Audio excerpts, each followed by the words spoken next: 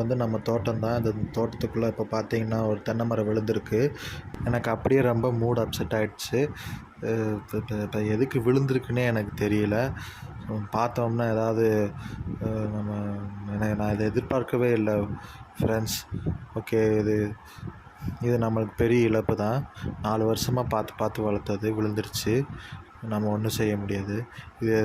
இதை வந்து நம்ம ஏதாவது யூஸ் பண்ணிக்கலாம் ஃப்ரெண்ட்ஸ். ஓகே, இன்றைக்கி இவ்வளோ தான் வீடியோ. இனிமேல் இந்த மாதிரி நடக்காமல் நம்ம பார்த்துக்கணும்.